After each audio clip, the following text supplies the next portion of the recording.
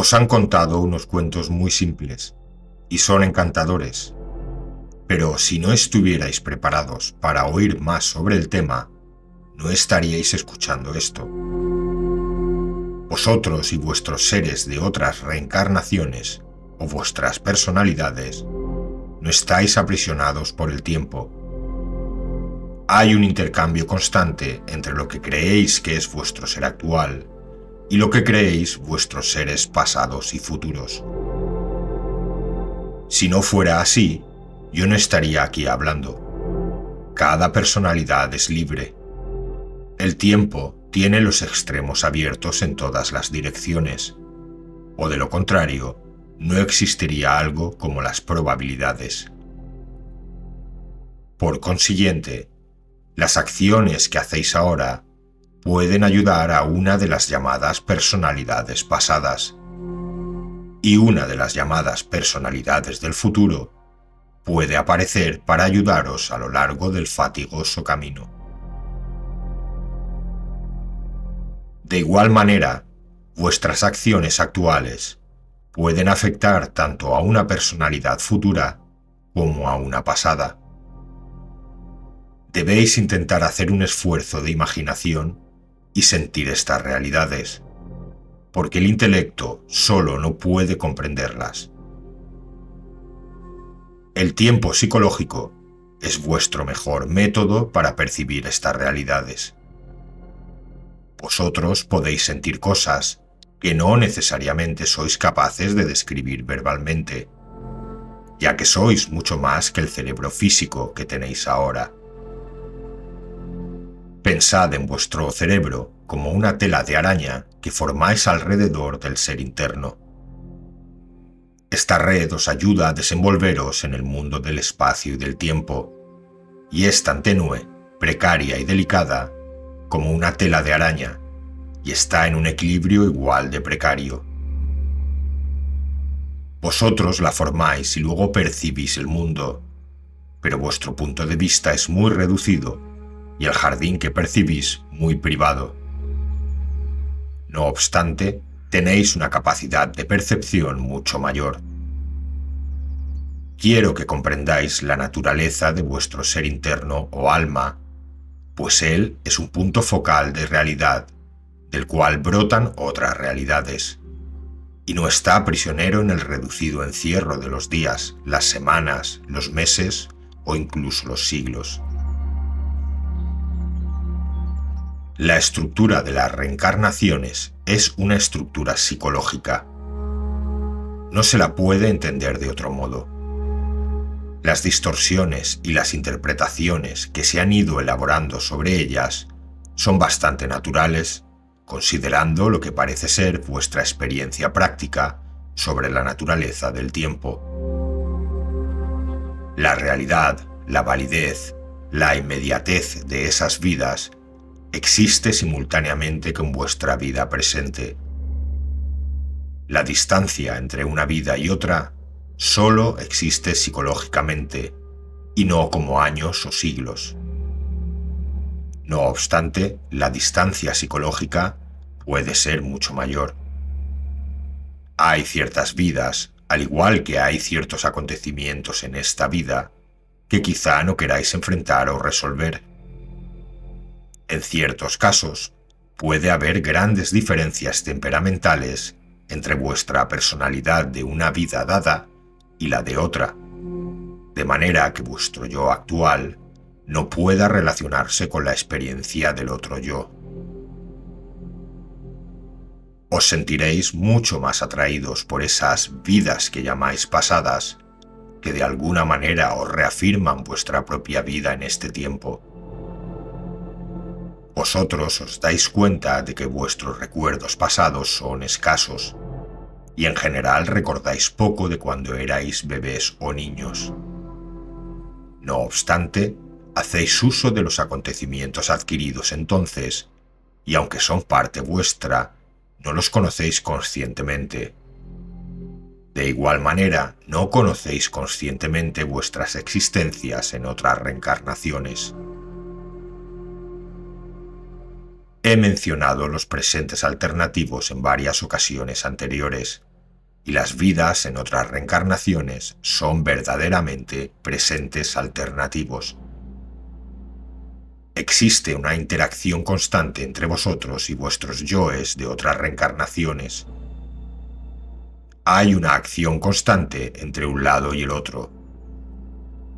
En otras palabras, esos yoes no están muertos. Vuestra comprensión de esto es limitada debido a que pensáis automáticamente en función de una experiencia de vida cada vez y en un patrón de desarrollo lineal. Hablando en vuestros términos, un yo de otra reencarnación puede ser consciente de vuestro entorno e interactuar algunas veces en vuestras relaciones. Algunos acontecimientos presentes pueden en verdad desencadenar esas interacciones. Sin embargo, mientras la personalidad de otra reencarnación interactúa con vosotros o a través de vosotros, puede tener otros tipos de experiencia en otros niveles. Como el tiempo, tal como lo consideráis vosotros, es infinito, podéis influir también en lo que consideráis yoes de reencarnaciones pasadas y a veces reaccionar ante su entorno. Normalmente hacéis esto en estado de sueño, pero ello ocurre con frecuencia justo bajo el nivel de la conciencia de vigilia, y lo olvidáis cuando os concentráis en vuestras tareas diarias. Las asociaciones emocionales fuertes pueden desencadenar con frecuencia este tipo de respuestas. La reencarnación, tal como se explica normalmente, como una vida después de la otra, es un mito. Pero un mito que permite a muchos entender parcialmente hechos que en caso contrario ignorarían, pues están aferrados al concepto de la continuidad del tiempo. Quiero subrayar que la reencarnación es una herramienta que usan las personalidades. Cada una la usa a su manera. Algunas prefieren las existencias femeninas o les gustan más las vidas masculinas. A pesar de que deben vivirse ambas, existe un gran abanico de posibilidades y de actividad. Algunas personalidades tienen dificultades en seguir una línea determinada y se desarrollan con relativa facilidad en otros caminos.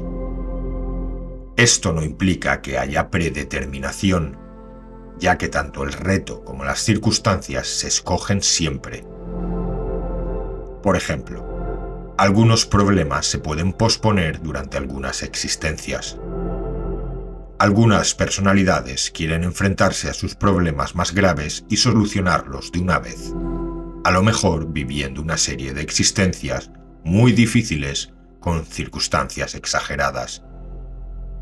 Otros, de naturaleza más plácida, resolverán los problemas uno a uno. También se pueden tomar periodos de descanso, que son muy terapéuticos. Se puede escoger, por ejemplo, una vida excelente y satisfactoria, con un mínimo de problemas, bien como preludio a una vida con un gran reto, o bien como premio por una vida previa difícil. Aquellos que gozan intensamente del medio físico, pero sin estar obsesionados por él, realmente lo hacen muy bien. Las personalidades individuales adaptan las leyes de la reencarnación de acuerdo con sus necesidades. Las experiencias de las sucesivas reencarnaciones forman parte de la estructura del ser.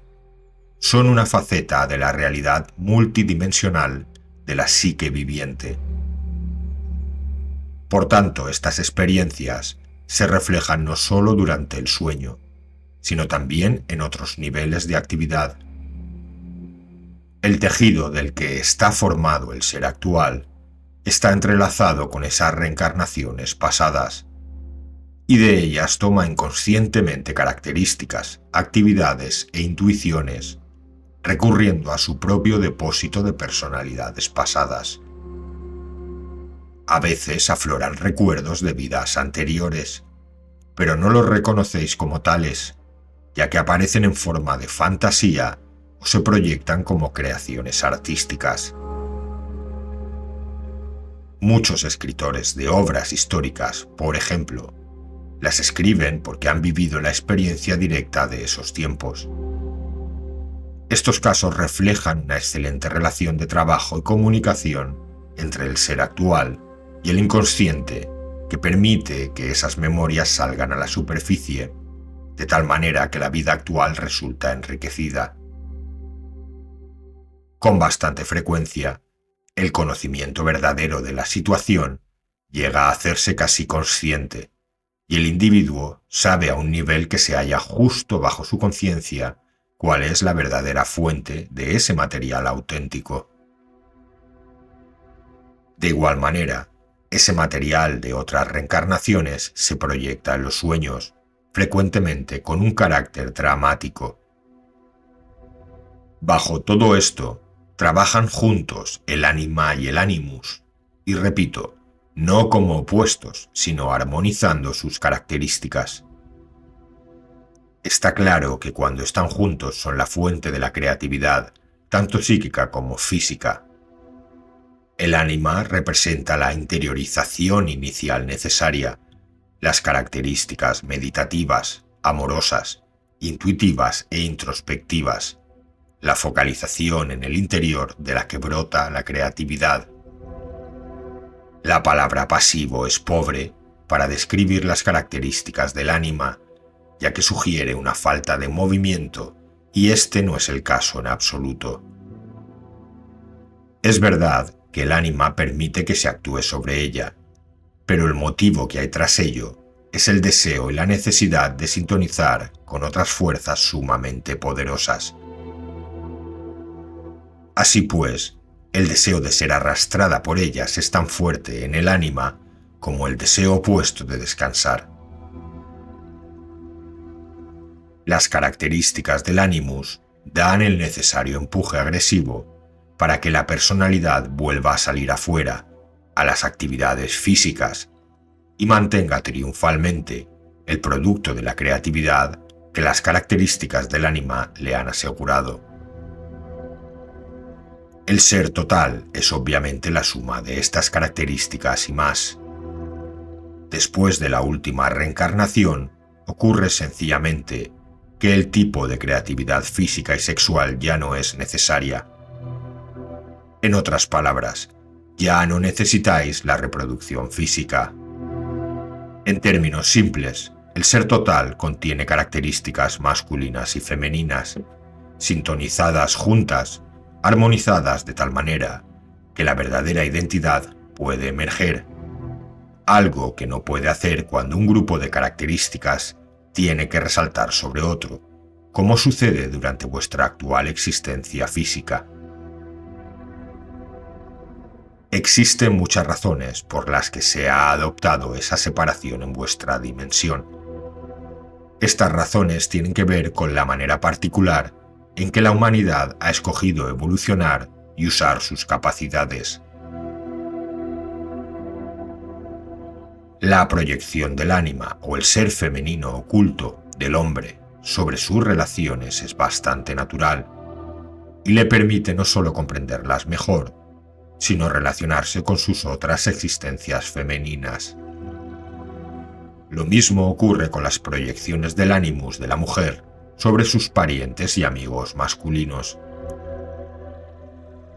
La realidad del ánima y del animus es mucho más profunda de lo que imaginó Jung. Hablando simbólicamente, los dos juntos representan al ser total con sus distintas capacidades, deseos y características. Juntos actúan como un factor inconsciente de estabilización que opera en el seno de vuestra civilización, no solo de manera individual, sino también culturalmente. No podréis entender la personalidad que vosotros conocéis a menos que toméis en consideración el verdadero significado del ánima y del animus. El patrón de reencarnaciones es abierto, hablando de una manera general, en el sentido de que en su interior tiene cabida la diversidad. Cada ser total tiene sus propias características individuales, puede vivir sus vidas como le parezca oportuno dentro de ciertas pautas. Puede vivir una serie de existencias femeninas o masculinas seguidas, aunque tal elección tiene ciertas desventajas. Sin embargo, no hay reglas que dicten el desarrollo sexual en las distintas encarnaciones, a excepción de que la experiencia deba vivirse en los dos sexos y que deben desarrollarse las características de ambos. Esto no quiere decir que deba vivirse un número igual de vidas masculinas y femeninas. Algunos, por ejemplo, encuentran mucho más fácil el desarrollo en un sexo que en otro, y necesitarán más oportunidades para experimentar con el sexo con el que tienen dificultades. El animus y el ánima devienen más importantes cuando se elige una serie de vidas en un mismo sexo. El patrón original para el animus y el ánima proviene del ser total anterior a las reencarnaciones. El animus y el ánima nacen en el individuo con su primera vida física y sirven como patrón interno para recordar a la personalidad su unidad básica. He aquí otra razón que explica la fuerte carga psíquica que está tras estos símbolos y la cualidad divina que pueden transmitir y proyectar. El varón añora el ánima debido a que ésta representa para el inconsciente profundo aquellas otras características del ser total que por un lado están latentes y por otro luchan por la liberación. La tensión entre las dos lo conduce a templar la agresividad con la creatividad o a usar la agresividad de una manera creativa. Bien, existen correlaciones profundas entre estos símbolos y la lucha en la que está envuelta la humanidad. Vuestra conciencia tal como vosotros la conocéis, vuestra particular clase de conciencia actual, es una declaración de conciencia provocada por un tipo de tensión, un tipo específico de enfoque que surge del verdadero inconsciente del ser total. Los átomos que componen el feto tienen su propio tipo de conciencia. La volátil conciencia-conocimiento que existe independientemente de la materia da forma a la materia de acuerdo con su capacidad y su grado. El feto, por tanto, tiene su propia conciencia, conformada por la conciencia de los átomos que la componen, la cual existe antes de que una personalidad que se va a reencarnar entre en su interior. La conciencia de la materia está presente en toda materia, en un feto, en una piedra, en una brizna de hierba, en un caracol. La personalidad que se va a reencarnar entra en el nuevo feto de acuerdo con sus propias inclinaciones, deseos y características, con ciertas protecciones incorporadas. No obstante, no hay una regla que diga que la personalidad que se va a reencarnar debe tomar la nueva forma preparada para ella en el momento de la concepción o en los primerísimos meses del crecimiento del feto, o incluso en el momento del nacimiento. El proceso es gradual e individual, y además está determinado por la experiencia de las otras vidas. Depende especialmente de las características emocionales, no necesariamente del último ser que se encarnó, sino de las tensiones emocionales presentes como resultado de un grupo de existencias pasadas. Se pueden adoptar distintos métodos de entrada. Si hay una relación muy intensa entre los padres y el futuro niño, la personalidad podría entrar en el momento de la concepción, en el caso de que estuviese muy ansiosa por reunirse con ellos. Sin embargo, incluso en este caso, hay grandes porciones de la conciencia de sí mismo que continúan operando en la dimensión entre vidas. Al principio, el estado en que se encuentra en el vientre es una especie de ensueño en el que la personalidad está enfocada principalmente en la existencia entre vidas. La situación se va invirtiendo gradualmente hasta que le resulta cada vez más difícil mantener una concentración clara de la situación entre vidas. En estas circunstancias, Cuando la personalidad se acopla en el momento de la concepción, hay casi sin excepción conexiones muy fuertes de vidas pasadas entre los padres y el niño, o un incesante y casi obsesivo deseo de volver a la Tierra, bien por un propósito específico o debido a que la personalidad que se va a reencarnar está en ese tiempo obsesionada con la existencia en la Tierra. Esto no es necesariamente perjudicial. Puede ser sencillamente que la personalidad se da cuenta de que se adapta bien a la experiencia física, de que en la actualidad está orientada hacia la Tierra y de que el ambiente de la Tierra es una dimensión fértil para el crecimiento de sus propias capacidades. Algunas personalidades se sienten inclinadas a entrar en el momento de la concepción como resultado de motivos aparentemente menos válidos, la codicia, por ejemplo, o un deseo obsesivo que está parcialmente compuesto por problemas no resueltos. Otras personalidades que nunca llegan a aficionarse completamente a la existencia terrestre pueden retrasar la entrada total durante cierto tiempo, e incluso en ese caso, siempre permanecen a cierta distancia del cuerpo. En el otro extremo de la escala, ocurre otro tanto antes de la muerte. Algunas personas apartan su enfoque de la vida física y solo dejan la conciencia del cuerpo.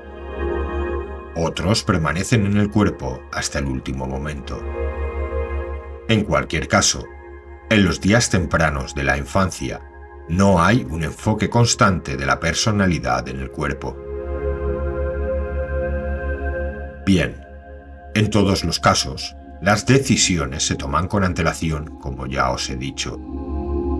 La personalidad que se va a reencarnar es consciente, por tanto, de cuándo tiene lugar la concepción por la que ha estado esperando. Y aunque puede elegir o no entrar en ese instante, es atraída irresistiblemente por el espacio y por la carne hacia ese tiempo y ese punto. En ocasiones, mucho antes de que tenga lugar la concepción, la personalidad que va a ser el futuro niño visitará el entorno de sus dos futuros padres, atraída de nuevo. Es algo bastante natural. Un individuo puede tener entre vidas destellos de su futura existencia, no necesariamente de acontecimientos particulares, sino más bien de la esencia de la nueva relación, y durante la espera recordarse a sí mismo los retos que se ha preparado.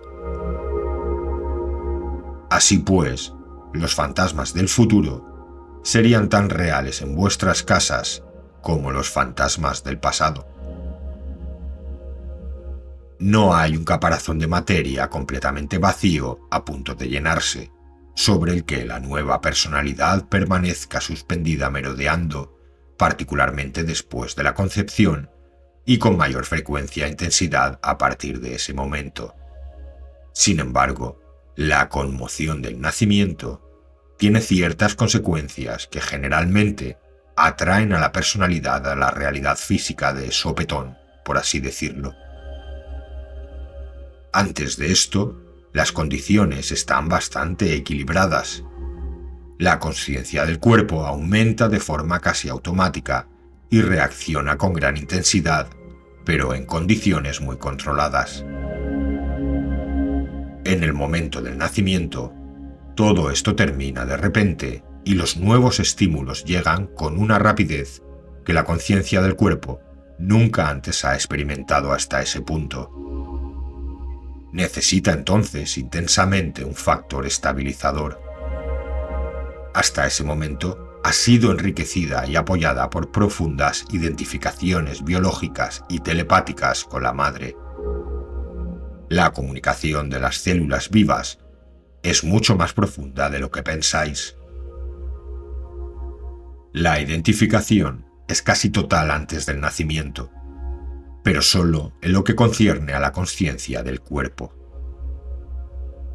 Hasta que entra la nueva personalidad, el feto se considera a sí mismo como parte del organismo de la madre. En el momento del nacimiento, pierde repentinamente este apoyo. Si la nueva personalidad no ha entrado antes de manera completa, lo hace usualmente en este momento para estabilizar al nuevo organismo, para apoyarlo, en otras palabras.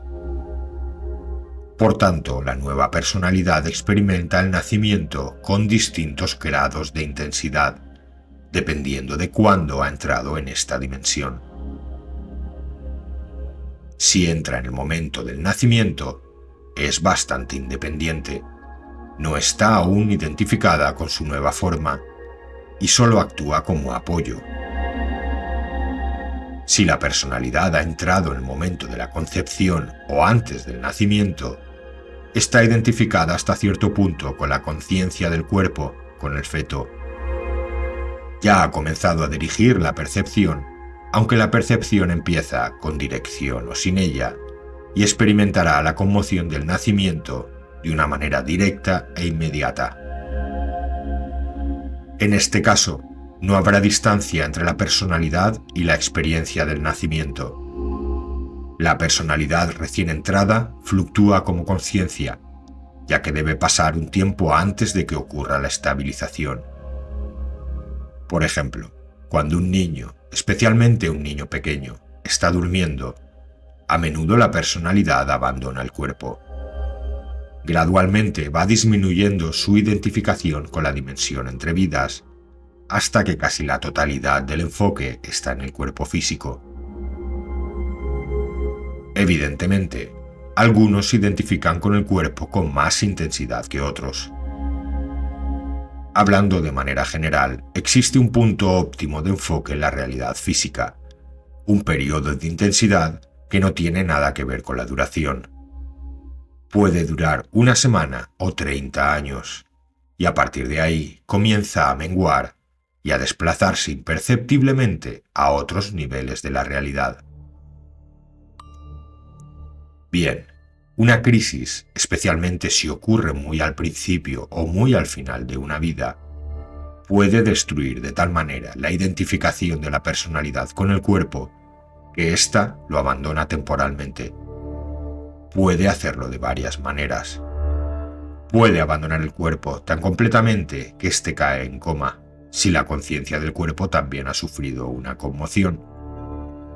Si la conmoción es psicológica y la conciencia del cuerpo continúa operando más o menos normalmente, puede dar un salto hacia atrás, hacia una personalidad de una reencarnación anterior. En tal caso, se trata sencillamente de una regresión, habitualmente pasajera. De nuevo, pueden intervenir aquí el animus y el ánima. Si una personalidad cree que está haciendo un mal papel en una vida masculina, puede activar las cualidades del ánima, tomando las características de una existencia pasada femenina en la que se desenvolvió bien. Lo mismo puede ocurrirle a una mujer, pero a la inversa. Por otro lado, si la personalidad se ha sobreidentificado tanto con su sexo actual que su individualidad está seriamente amenazada, podría llegar a identificarse de nuevo con una personalidad pasada del sexo opuesto. El control de la personalidad sobre el cuerpo es débil en los primeros años, pero luego va aumentando. La personalidad puede tener razones para escoger un cuerpo que no sea estéticamente agradable. En ese caso, tal vez nunca establezca una buena relación con ese cuerpo, y aunque esa existencia sirva al propósito escogido, siempre sentirá un distanciamiento entre el cuerpo y la personalidad que está en su interior. Aquellas que, como mencioné anteriormente, entran en el cuerpo en el momento de la concepción son normalmente personalidades muy ansiosas de llegar a la existencia física. Por consiguiente, están mucho más desarrolladas y muestran muy pronto sus características individuales. Se aferran al nuevo cuerpo y lo moldean. Tienen un control vigoroso sobre la materia, permanecen normalmente dentro del cuerpo y suelen morir bien de un accidente donde la muerte sea inmediata, o bien durante el sueño, o de una rápida enfermedad. Por regla general, pueden manipular la materia con habilidad. Son emocionales. Resuelven sus problemas rápidamente, a veces con impaciencia y de una manera muy práctica. Trabajan bien con los materiales de la Tierra y traducen sus ideas a la realidad física con gran fuerza.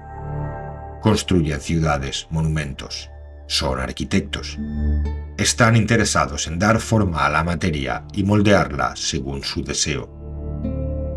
Bien, por regla general, aquellos que no entran en vuestro plano de existencia hasta el momento del nacimiento son menos capaces de manipular la materia de esta manera, y estos constituyen el término medio. Hay otros que se resisten todo lo posible a la nueva existencia, a pesar de que son ellos los que la han escogido. Hasta cierto punto tienen que estar presentes en el nacimiento, pero rehúyen la identificación total con el bebé que ha nacido. Permanecen merodeando alrededor de la forma, pero un poco a regañadientes. Existen varias razones para ese comportamiento.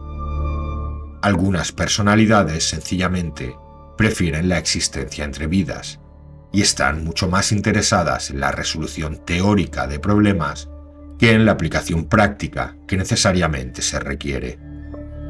Otros han descubierto que la existencia física no satisface sus necesidades como pensaban que lo haría, y progresarán mucho mejor en otros campos de la realidad y la existencia. Debido a sus características, algunos prefieren establecer cierta distancia entre ellos y sus existencias físicas. Están mucho más interesados en los símbolos y consideran la vida en la Tierra sumamente experimental. Se acercan a ella con una mirada casi avinagrada, por así decirlo. Más que interesarse en manipular la materia, sienten curiosidad sobre la manera en que las ideas aparecen en la materia. Hablando de nuevo de una manera general, se sienten a sus anchas en el terreno de las ideas, la filosofía y las realidades intangibles. Son pensadores que siempre se mantienen un poco apartados. Los poetas y los artistas comparten en cierta manera esta naturaleza, aunque en general aprecian más profundamente los valores físicos de la existencia terrena. Por tanto, la actitud respecto al cuerpo puede variar mucho. Se pueden escoger distintos tipos de cuerpo, pero el ser total siempre tiene ciertas preferencias y ciertas características que lo rigen, de manera que por lo general, las distintas vidas vividas tienen su propio sabor individual. Es casi imposible hablar del momento en que la personalidad entra en el cuerpo físico sin tratar la manera en que lo abandona, ya que esto depende enormemente de las características y actitudes personales respecto a la realidad física.